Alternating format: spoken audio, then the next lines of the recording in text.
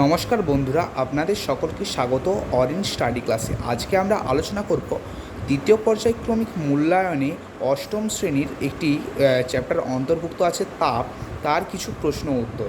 তো চলুন শুরু করা যাক। ভিডিওটি শুরু করার আগে আপনাদের কাছে একান্ত অনুরোধ, অবশ্যই যারা চ্যানেলটি সাবস্ক্রাইব করেননি অবশ্যই চ্যানেলটি সাবস্ক্রাইব করে নিয়ে পাশে থাকবেন। তো চলুন শুরু করা যাক। তাপ বা হিট। তাপ কাকে বলে? তাপ হলো এক প্রকার শক্তি যা গ্রহণ করলে কোনো বস্তু উত্তপ্ত হয় এবং বর্জন করলে বস্তুটি শীতল হয়। তাপ পরিমাপ করা হয় কোন যন্ত্রের সাহায্যে? ক্যালোরিমিটার। তাপের একক সিজিএসে ক্যালোরি, এসআইতে জুল। এক ক্যালোরি সমান কত জুল? 4.18 অথবা 4.2 জুল। এক জুল সমান কত ক্যালোরি? 0.24 calorie, 24 calorie. উষ্ণতা বা তাপমাত্রা বলতে কী বোঝো? তাপমাত্রা হলো কোনো পদার্থের তাপীয় অবস্থা যা ঠিক করে সেটি অন্য কোনো বস্তু থেকে তাপ নেবে না তাপ দেবে। উষ্ণতা পরিমাপ করা হয় থার্মোমিটার দ্বারা। তাপমাত্রার একক সিজিএসে ডিগ্রি সেলসিয়াস এবং এসআইতে ক্যালভিন। কোনো বস্তুর উষ্ণতা বাড়াতে বা কমাতে প্রয়োজনীয় তাপ কী কী বিষয়ের ওপর নির্ভর করে? তিনটি বিষয়, যথা বস্তুর ভর, বস্তুর উপাদানের আপেক্ষিক তাপ, বস্তুর উষ্ণতা বৃদ্ধি বা হ্রাস, এই তিনটি।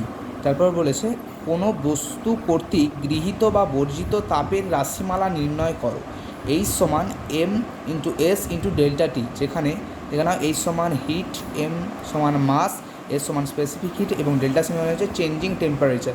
এখানে অনেকে বলতে পারে যে ডেল্টা টি সমান কেন আপেক্ষিক তাপ হতে পারতো, কেন ডেল্টা দিয়ে অ্যাকচুয়ালি আপেক্ষিকতে বোঝানো হয়, কিন্তু এস এখানে স্পেসিফিক তাপ বা আপেক্ষিক তাপ হিসাবে ব্যবহৃত হয়েছে। এক ক্যালোরি কাকে বলা হয় বা এক ক্যালোরি তাপ হতো? এটা 1 গ্রাম ভরের বিশুদ্ধ জলের উষ্ণতা 1 ডিগ্রি সি বৃদ্ধি করতে যে পরিমাণ তাপের প্রয়োজন হয় তাকে 1 ক্যালোরি তাপ বলে। তো সম্পর্কটা দেখে নাও। এবারে পরের পাতায় যাই। এই যে অঙ্কগুলো আছে এবং অঙ্কগুলো একটু দেখে নাও। তারপরের প্রশ্ন ছিল আপেক্ষিক তাপ কী?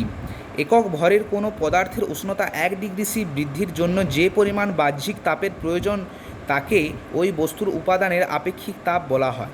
ইউনিট সিজিএসে calorie per gram degree Celsius, আর এসআইতে জুল পার কেজি ক্যালভিন।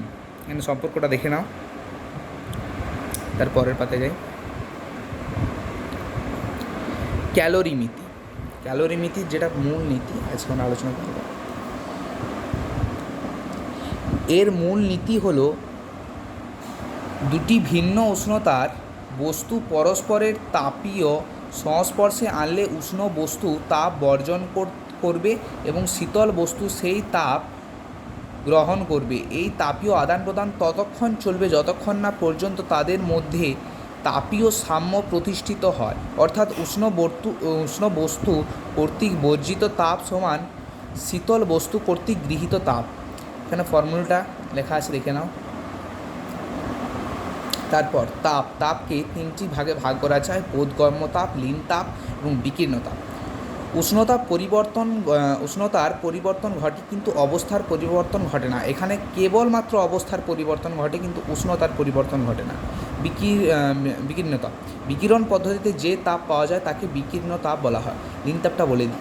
একক ভরের কোনো বস্তুর উষ্ণতা আর পরিবর্তন না ঘটিয়ে যদি কেবল তার অবস্থার পরিবর্তন ঘটানো সম্ভব হয় তখন ওই উষ্ণতাকে ওই পদার্থের ওই অবস্থার লীন তাপ বলা হয়। সূর্য থেকে পৃথিবীতে তাপ আসে কোন পদ্ধতিতে? বিকিরণ পদ্ধতিতে। লীন তাপের সূত্রটা দেখে নাও। এটা নির্দিষ্ট গলনাঙ্ক ও হিমাঙ্কনে এমন কিছু পদার্থের উদাহরণ: কাঁচ, মাখন, মোম, চর্বি, পিচ ইত্যাদি। আবারও কিছু অঙ্ক আছে, দেখে নাও।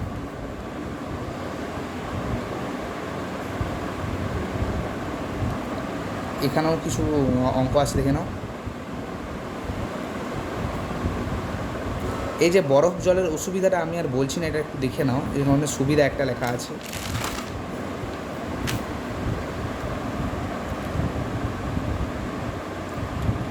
দেখে নাও।